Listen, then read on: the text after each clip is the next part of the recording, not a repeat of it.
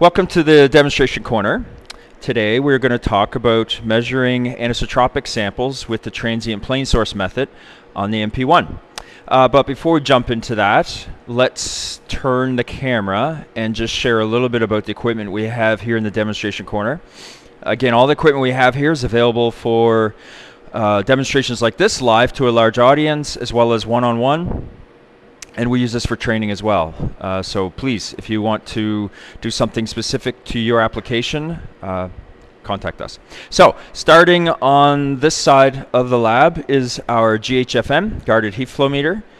This follows ASTM E1530, excuse me, is designed for complex samples that are not repeating in their anisotropy, so their directional properties they're not repeating, as well as heterogeneous materials. So if you have series of resistances or highly heterogeneous materials, this is the ideal method. It is a steady state method, so it measures resistance and thermal conductivity.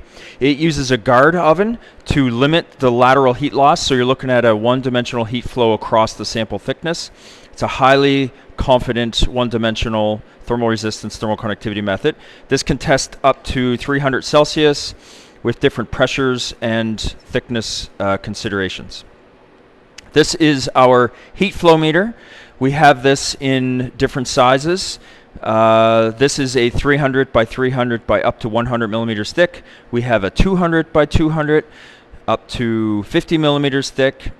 The temperature range of these devices are from minus 20 to 75 Celsius, and these are designed for construction materials and insulation, following ASTM C518 as well as the European equivalents. We do have a high temperature version of this, which is minus 30 to 110 Celsius. So those are the various models. Again, on the GHFM 101, before I leave, the standard diameter is 2 inch, but your thickness can vary from thin films up to 1 inch or 25 millimeters thick. So turning to our TPS2, this follows ISO 22007-2 for the measurement of thermal conductivity, diffusivity, and specific heat of solids, pastes, and powders. The test time of this device is 2 seconds to 160 seconds. Thermal conductivity range is 0.03 to 100 watts per meter Kelvin. You can purchase the upgrade to go up to 500 watts per meter Kelvin. There are additional temperature devices you can add to it to automate your temperature function. This is the 0 to 100 Celsius dry bath. It's all auto-programmed. The other capabilities you can add to this are the ability to measure anisotropy, which mostly all the things that we cover on the MP-1 today are also capable with the TPS2. This is exclusively a transient plane source device, though. Going to the THW-L1. This is a transient hot wire method for measuring thermal conductivity, diffusivity, and volumetric specific heat of liquids and phase change materials. The overall temperature range of this device, depending on your configuration, is cryogenic. Of course, we have different temperatures of cold side from minus 45, 0, and 10 degrees up to 200 degrees and 300 Celsius. So the overall temperature range is up to 300 Celsius. The key capability is that it limits the effects of convection. That is a primary design of the transient hot wire method, as well as you can back pressure your test cell to test past boiling points. So a little bit further down the bench is our HFM 25, which is for measuring small format samples by ASTM C518. The sample size minimum is 50 millimeters square, and it can do thickness range from 2 millimeters to 25 millimeters. And then down there we have our baby brother to the MP-1, which is the MP-2. So it's all the same sensors that are available on the MP-1, just scaled down to an affordable size. So transient plane source, transient hot wire for liquids, transient line source for soils and polymers, and some other options as well. So it's an affordable device where primary sensors are the function. So our MP-1, we've left the configuration from previous ones where we've dropped the transient hot wire module, and so what you're seeing here is just the MP-1 with configuration for transient plane source with temperature. So if you were just going to do room temperature, as what we're going to do today, and you didn't need the ability to do temperature, you could simply purchase just the controller. But one of the benefits of the MP-1 is the ability to to measure temperature. So this is our transient plane source temperature platform. We have other live demos where we show the use of this. The main temperature of the temperature platform, the range of it is 0 to 300 Celsius, and we can add different ranges on the lower side to go down to minus 160 Celsius, so cryogenic. As it is here, there's no external cooling, so 0 to 300 is all standalone. You can do a nitrogen purge for moisture control of your samples, etc., or argon gas. But today we're going to talk about mostly just room temperature testing. Essentially, it's the same theory. It's just you set it up inside of the test cell that's in the temperature platform. And this is a proprietary device to therm test in the MP-1. So the MP-1, generally, there's other demonstrations that go into a lot more details, but some of the standouts of the unit itself is the high frequency of data points it collects, the sensitivity to change in resistance of the sensors, which are both fundamental measurement approaches for transient methods, as well as every controller comes with 4 channels, 1 in the front and 3 in the back. And you can see on the front here that active right now is port 1 or channel 1.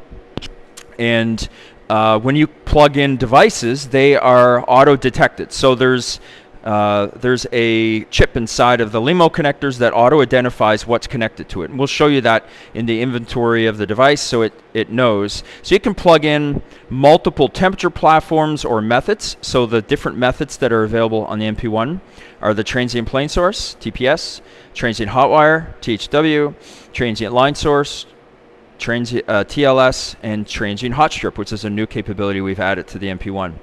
So you can connect multiple sample holders on the bench or multiple temperature platforms and use the smart software that we've designed for scheduling.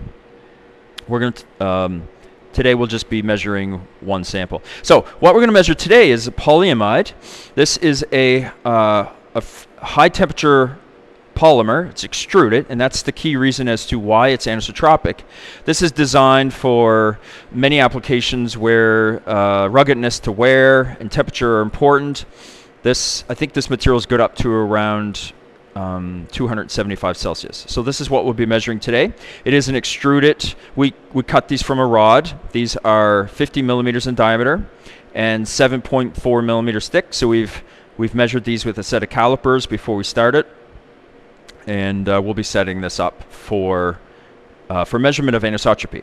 So we'll be following the ISO for measuring anisotropy, which is that you need the input of specific heat for separating out the 2 directions. So with 1 measurement, you get axial thermal conductivity and thermal diffusivity, which is through the thickness, and you get radial thermal conductivity and thermal diffusivity. But the input for that is volumetric specific heat or specific heat.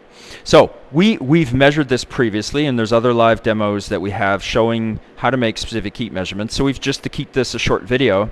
But if you look at these are quite large. And so we have a variety of specific heat cells to allow you to test sample sizes that are varied. So if you bring the camera in a little closer, the standard CP cell that we offer with the transient plane source method is 20 millimeters diameter by 5 millimeters thick. So your maximum sample size is to the size of that cell. We have a 40 millimeter diameter and up to 10 millimeters thick. And then we have 70 millimeters in diameter up to 20 millimeters thick. And of course, this being 50 millimeters, this would be the CP cell we use for testing specific heat of these materials. So the specific heat module is a separate add-on of the TPS2 and the MP-1, and it allows you to measure directly the specific heat of your materials. And that's what we've done with these. So the quick steps of measurement are to run a reference, and then when you add your sample to one of these cells, it compares the cell with your sample inside of it to the empty cell, and it tells you how much energy is used to heat up that sample as compared to the unknown. In the background, we're doing symmetric tests today, so we're showing a sample on top and bottom, but of course this method is able to measure asymmetric. So For sample setup, we'll briefly show you if you were doing a single-sided test, how you can use the included installation that comes with the unit, excuse me, to measure single-sided. But we also have a single-sided sensor that is permanently configured for single-sided testing, for testing large samples that are a little hard to handle.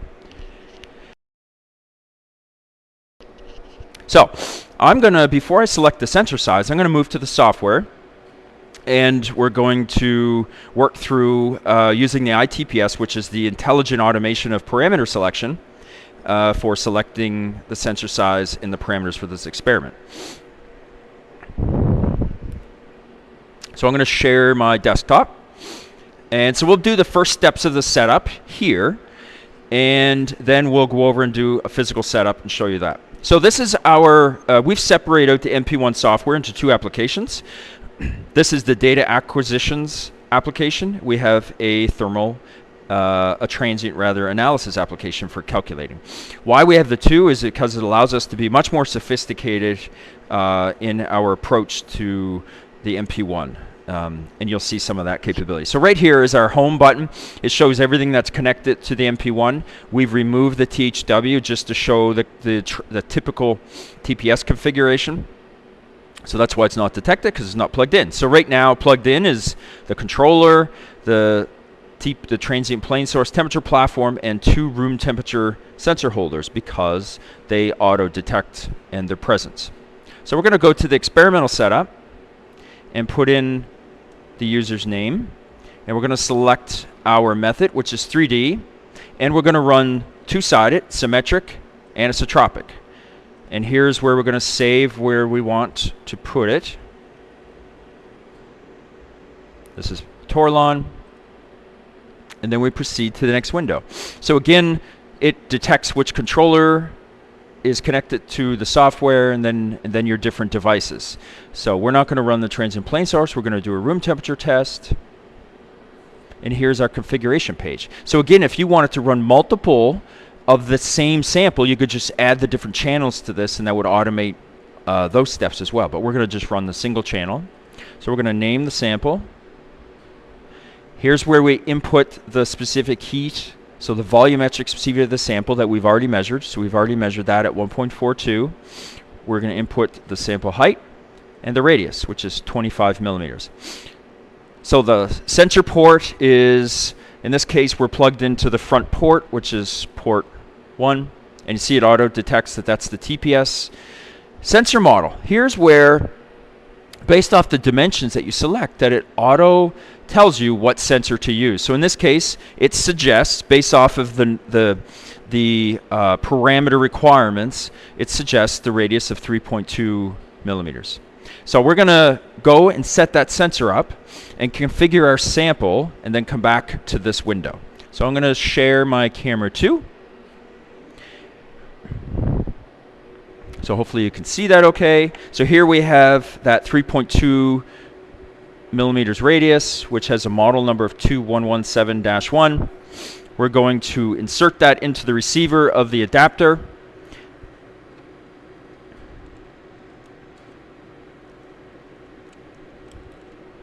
Trying to do this and show. I realize I might be blocking the camera a bit. Sorry about that. So there is a window. I'm just going to lift the camera up so you can see this. There is a window that shows you when you've fully covered those contacts, and then there's a plate with a dielectric cover over it that, when you screw this down, makes electrical contact with the sensor. And that's a step of the software anyway that verifies that we have a good electrical contact. So we'll see that when we set up the experiment. So if we want to change sample height, we can just move the adapter up and down like this.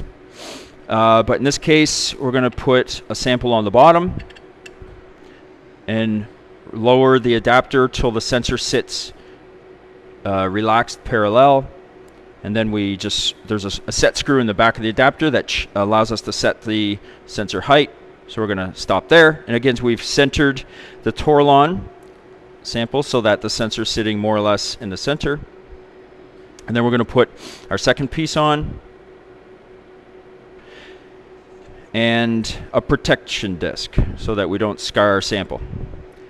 And then for affixing the top, there's 2 spring-loaded set screws that allow us to get close to the sample height, and then this allows us to adjust final clamping. So all you need is finger tight. Finger tight is turn it till it stops, and then a little bit more. That typically is plenty because these are solids, meaning non-compressible materials. So there's our setup for room temperature. Now, if we wanted to use this sample holder in an oven, you can do that. This adapter is which auto measures the temperature is good to 80 Celsius, and then we have an adapter that allows you to use this same sample holder up to 300 Celsius. That would be used in your own oven. That's an economical way of testing with temperature, or we offer ovens that allow you to take this whole sample holder. This has some flexibility of much larger samples than the temperature platform itself. I think the maximum fitting sample in this is approximately 150 millimeters or 6 inches square by up to around 50 millimeters or 2 inches thick per sample half. So I'm going to go back and share the desktop again, and we'll walk through those steps. So we're back to the screen. Now I'm going to electrically check the sensor. So this verifies that I've done my connection properly and that the 4 contacts are made for when we run the measurement.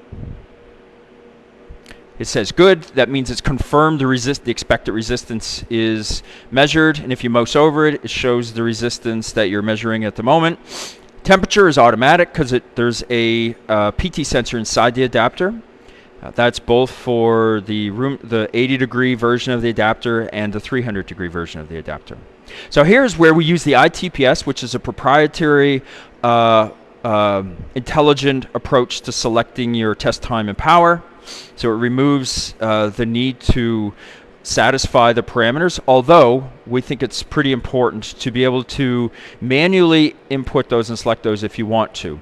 So we've left that capability, and that's really important for this method, that for the people that are doing some really leading edge type of materials that are complex, that they still maintain the ability to take advantage of their own understanding or their advanced understanding of the method. But we wanted to follow the parameters selection, but also add some intelligence to it so that the best measurements are made as convenient as possible to the user. And that's what we've designed with the iTPS. So we select our range of thermal conductivity. This is an absolute method. This is only used to classify where your material is in terms of thermal physical properties. Everything else is done through the iTPS, the actual measurement to determine the parameters. So when I click this, what's going to happen is a continuous measurement based off the sensor size we selected and the thermal conductivity range we selected. So it's very interesting. If you were to select a lower range than what your sample really is, because maybe that's the question, is like, I don't know where my sample fits in that range, those range selections. It doesn't matter. The software will automatically measure that, and if it says, hey, you're below your range area that you ideally should be selecting, it'll suggest, actually automatically will test at the next range. So it is pretty intelligent in determining what range you are. There is a slight delay of time because it waits a little longer before it starts a new measurement. So what's ideal about the iTPS is that it makes a continuous measurement, and during that continuous measurement it knows the dimensions of your sample.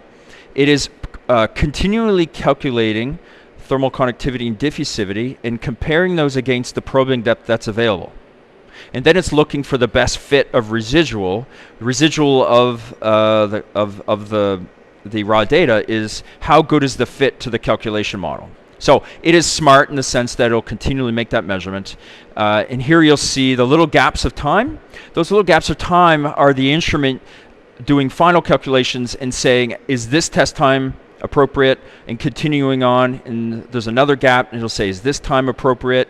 And then that continues. And at the end of that measurement, which is one continuous measurement and continuous calculation of properties, it will output what the ideal time and power is. Now, of course, the ranges of parameters you can select are somewhat broad. So if you're above those parameters manually or below those parameters manually, it's still okay. It's just this gives you, based off of a calculation approach, what the ideal time power are based off the sensor size you selected. So we can watch this because I think this is an important element that we've added to the transient plane source method. So we've advanced the method. Again, you can still run all your manual selections. And when you do training, we train you on what those are. We've known this method for about 20 years, so we're very familiar with what the ideal parameters based off manual selection of power and time are. But we really wanted to advance and make this method more versatile in the user group. So that's where we added the iTPS.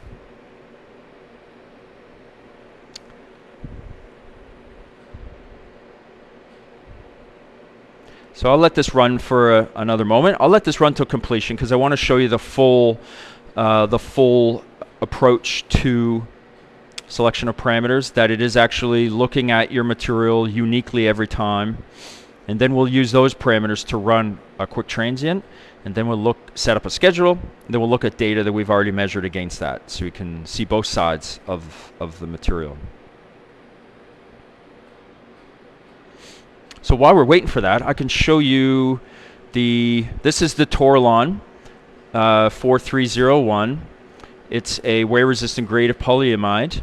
And I think we have some thermal conductivity values. So this is 4301, and there's the expected thermal conductivity through the thickness. Why is it through the thickness? Because it was measured with C177. So ASTM C177, which is a guarded hot plate, which is an absolute method of measuring thermal conductivity through the thickness. So what we're comparing is our axial value to the measured C177 value for this Torlon. And again, what creates the anisotropy in that polymer is the extrusion process. You get anisotropy from that.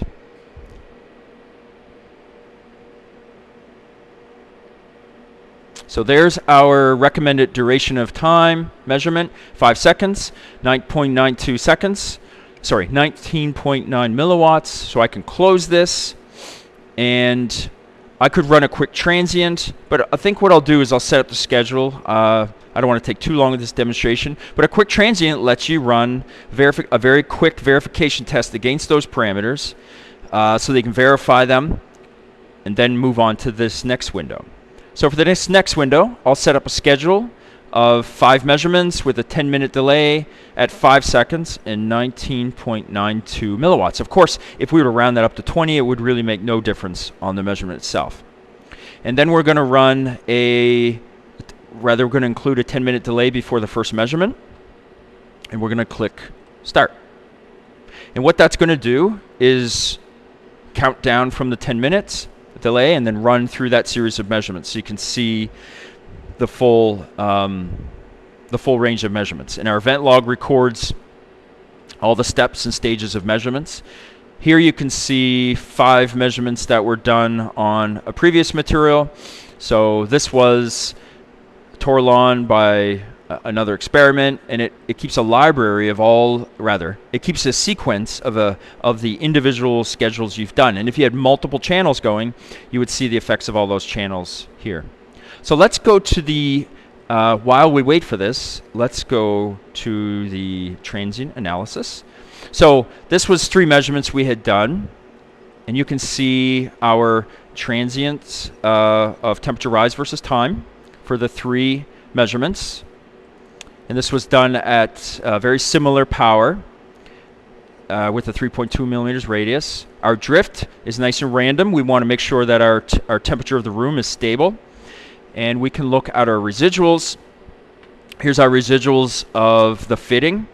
And here's our output of that single test, which is our quality indicators are all green. Again, those came from the iTPS running that continuous experiment to determine the parameters. Here's our bulk average 0.84 watts per Kelvin. What does that mean? That's the average conductivity of the 2 directions. Of course, it would be weighted towards the higher thermal conductivity. So it's not dead center. It would be somewhat weighted towards the radial, in this case, the radial high value.